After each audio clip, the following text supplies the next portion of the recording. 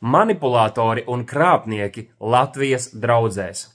Pirms vairākām nedēļām saņēmu ziņu no kādiem cilvēkiem, kas mūs gribēja apciemot, mūsu draugus gribēja apciemot no ārzemēm ar jautājumu, vai draudzē var ienākt, ierasties, to var apmeklēt, nemaksājot 10.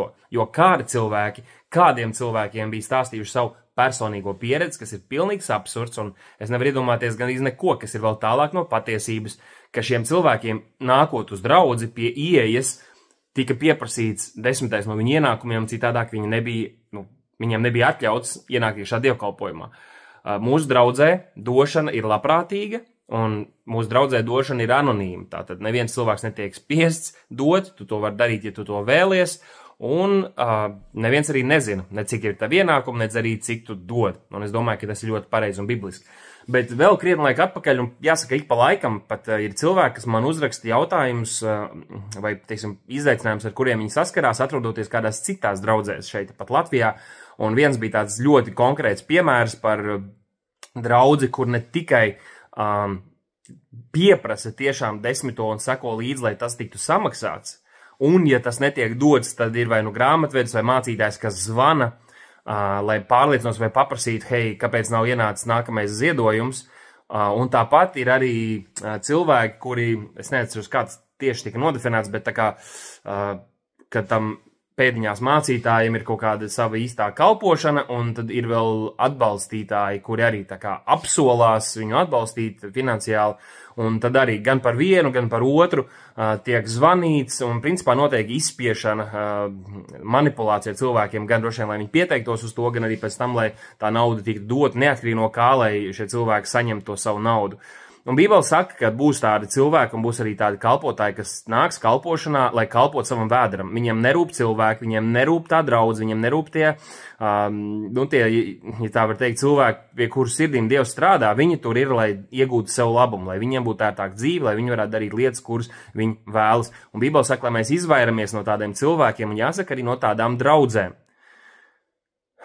Bet no otras puses, jāsaka tā, ka, ja tu atrodies tādā draudzē, varbūt, ka šobrīd šito skatās kāds, kas tu atrodies draudzē, kur tu jau zini, ka līdz tev zvanīs mācītājs vai kāds kalpotājs un prasīs, kur tad ir nākamais ziedojums.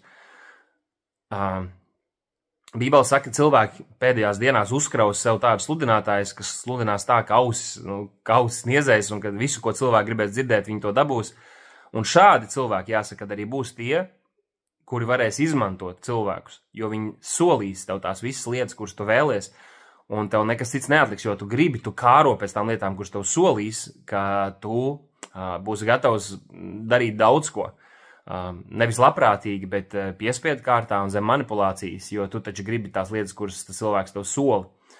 Tā kā no vienas puses, ja tu atrodies tādā draudzē, tādā vidē,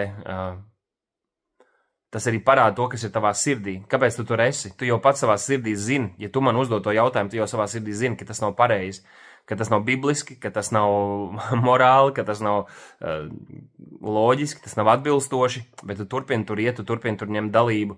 Un, protams, ka ir daudz dažādi šie aspekti, par kuriem varētu runāt. Viens ir tas, ka tur ir attiecības, kādi cilvēki, viņi tevi pieņēmuši tam līdzīgi, bet Bībele saka, ka mūsu došanai nevajadzētu būt zem nekādas manipulācijas, un tā nevar būt piespiedu kārtā, bet tiešām brīvprātīgi, labprātīgi, ko mēs ar prieku varam dot un kā mēs sirdī esam apņēmušies.